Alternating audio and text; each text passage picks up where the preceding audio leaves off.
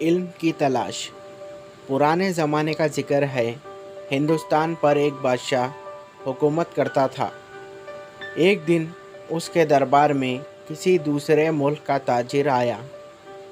اس زمانے میں دستور تھا کہ جب کسی ملک کا کوئی تاجر اپنا مال لے کر دوسرے ملک جاتا تو اسے سب سے پہلے بادشاہ کے حضور تحفے تحائف پیش کرنے پڑتے اور تجارت کی اجازت لینی پڑتی تاکہ وہ اپنا کاروبار بخوبی کر سکے۔ چنانچہ اس غیر ملکی تاجر نے بھی قاعدے کے مطابق بادشاہ کی خدمت میں چند تحائف پیش کیے اور اپنی تحائف کی خوبیاں بیان کرنا شروع کی۔ حضور، یہ پانی سے چلنے والی گھڑی ہے، یہ میں نے یونان سے خریدی ہے، اور یہ قالین میں نے ایران سے لیا تھا۔ یہ بہت قیمتی قالین ہے، اور یہ قلم دیکھیے، یہ میں نے آپ کے لیے جاپان سے خریدا ہے۔ بہت خوب، بادشاہ نے مسکراتے ہوئے کہا، یہ تمام چیزیں بہت اعلیٰ اور قیمتی ہے جو تم نے مختلف ملکوں سے خریدی ہے، لیکن یہ بتاؤ، کیا تمہیں ہندوستان میں ہماری شان کے مطابق کوئی چیز نظر نہیں آئی؟ تاجر نے بادشاہ کو متاثر کرنے کے لیے کہا، عالی جاہ، آپ کے شایان شان کی چیزیں مجھے پسند آئی، لیکن ایک چیز ایسی ہے جو جناب کے مرتبے کے عین مطابق ہے۔ اچھا، وہ کیا ہے؟ بادشاہ نے پوچھا۔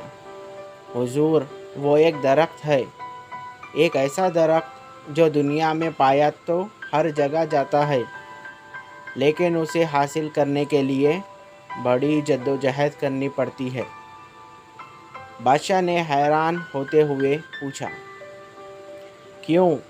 کیا اس میں کوئی خاص بات ہے؟ جی ہاں عالی جاہ، وہ ایک ایسا خوشنما درخت ہے جو اس کا پھل کھا لے تو وہ کبھی بوڑھا ہوتا ہے نہ مرتا ہے۔ اس درخت میں آب حیات کی خاصیت ہے۔ تاجر سے اس درخت کے بارے میں سن کر بادشاہ کو بہت حیرت ہوئی، اور وہ اس درخت کو دیکھنے کے لیے بےتاب ہو گیا۔ اس نے اپنی وزیروں سے ایک وزیر کو طلب کیا اور اسے حکم دیا، مجھے معلوم ہوا کہ دنیا میں اور ہمارے ہندوستان میں ایک ایسا درخت ہے جو اس کا پھل کھاتا ہے، وہ تو نہ مرتا ہے اور نہ کبھی بوڑھا ہوتا ہے۔ تم جاؤ اور اس درخت کو تلاش کرو، چاہے جتنا عرصہ لگے، ناکام نہیں لوٹنا۔ تم جہاں جہاں جاؤ گے میں تمہارے اخراجات برابر بھیجتا رہوں گا۔ بادشاہ کے حکم پر وزیر اس درخت کی تلاش میں نکل پڑا۔ وہ شہر شہر گاؤں گاؤں گھومتا، جنگلوں پہاڑوں تک جا پہنچا، چھان مارا، لیکن اس قیمتی درخت کا سراغ نہ مل سکا۔ وہ جس سے بھی اس درخت کے بارے میں پوچھتا وہ اس کا مذاق اڑاتے۔ کوئی کہتا تمہارا دماغ صحیح ہے، ایسا درخت تو کہیں نہیں مل سکتا۔ کوئی کہتا مسافر، ایسے درخت کی تلاش بیکار ہے جس کا کوئی وجود ہی نہیں۔ وزیر لوگوں کی باتیں سنتا اور صبر کر لیتا تھا، لیکن وہ دھن کا پکا۔ کئی برس بیت گئے، وہ مختلف علاقوں کا سفر کرتا رہا اور درخت کی تلاش کرتا رہا۔ بادشاہ بھی حسب وعدے اس کو برابر پیسے بھیجتا رہا، لیکن اس درخت کا نام و نشان تک نہ ملا۔ اب اس کی امید بھی ٹوٹ گئی، کیونکہ اس درخت کا کوئی وجود نہیں تھا۔ آخر مایوس ہو کر وہ واپس چل دیا، لیکن اسے ناکامی کی ذلت اور بادشاہ کا خوف بھی لاحق تھا۔ وہ ابھی راستے میں ہی تھا کہ ایک مقام پر اسے ایک شخص ملا۔ اس نے وزیر سے پوچھا، اے مسافر، تم کیوں اتنا پریشان ہو؟ تمہیں کیا دکھ ہے جو تمہارے آنسو بہہ رہے ہیں؟ وزیر نے آہ بھر کر کہا، میں بادشاہ کا وزیر ہوں۔ بادشاہ نے مجھے ایسا درخت تلاش کرنے کے لیے بھیجا ہے جس کا پھل کھانے والا ना तो बूढ़ा होता है और ना ही मरता है। मैं कई बरस से उस दरख्त की तलाश कर रहा हूँ, लेकिन मुझे कामयाबी नसीब नहीं हुई। अब मुझे ये फ़क्र है कि बादशाह से वापस जाकर क्या कहूँ। उस शख्स ने हमदर्दी का इजहार किया और बोला, ऐ मुसाफिर, तुम परेशान ना हो। यहाँ करीब ही एक दरवेश बुज़ुर्ग रहते हैं। वो बहुत बड़े आलिम भी है। वो यकीनन तुम्हारी मुश्किल हल कर देंगे। अल्लाह ताला ने उन्हें बहुत अक्ल व बसीरत से नवाजा है और वो तुम्हारी परेशानी ज़रूर दूर कर देंगे। वज़ीर ने उस शख्स का शुक्र अदा किया और बुज़ुर्ग दरवेश की तरफ चल पड़ा। वो बड़े आस और उम्मीद के साथ दरवेश की खिदमत में हाजिर हुआ कि शायद ये दरवेश मेरी मायूसी को दूर कर दें और मेरी तलाश ख़त्म हो जाए।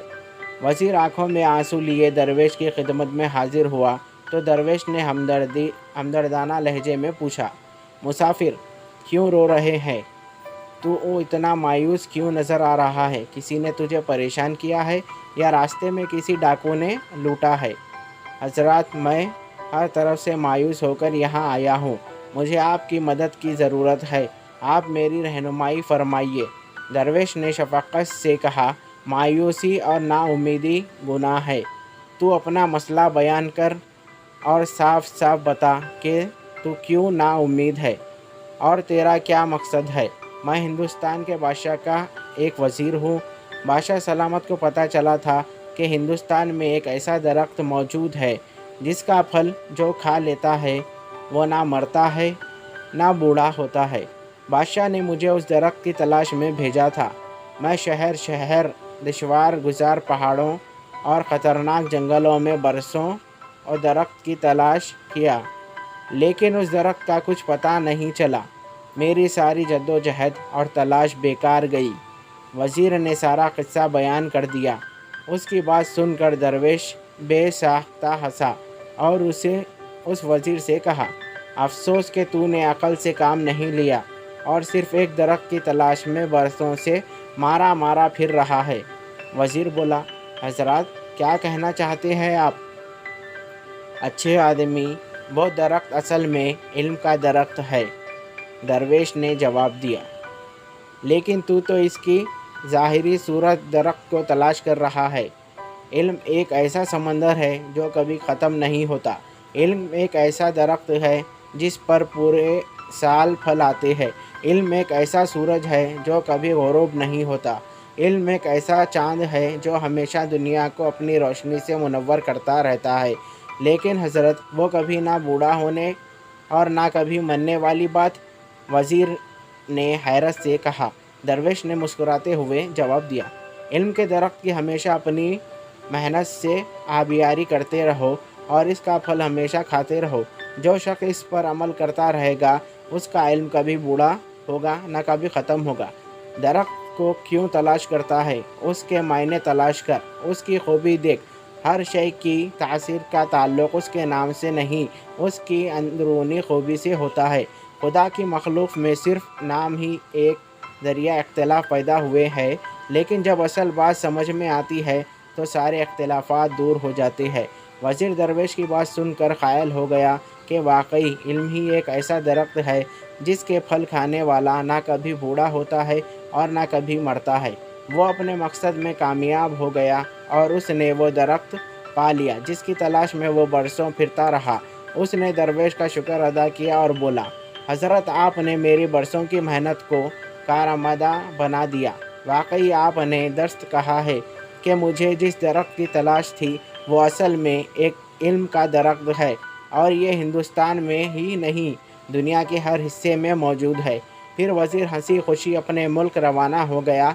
वहाँ पहुंचकर उसने बादशाह को इल्म के दरख्त के बारे में बताया और समझाया तो बादशाह भी दरवेश की बात पर कायल हो गया। Thank you. हेलो व्यूवर्स, मैं हूं आपका अपना दोस्त सलमान। उम्मीद करता हूं आप सब खैरियत से होंगे। अगर आप मेरे चैनल पर नए हो तो मेरे चैनल को सब्सक्राइब करें और बेल आइकन को ऑल पे सेट करें ताकि मेरी हर आने वाली स्टोरी का नोटिफिकेशन आपको मिलता रहे। अगर आपको ये स्टोरी अच्छी लगी तो इस स्टोरी को भी लाइक करें। तब तक के लिए मुझे दीजिए इजाज़त। Thank you for watching.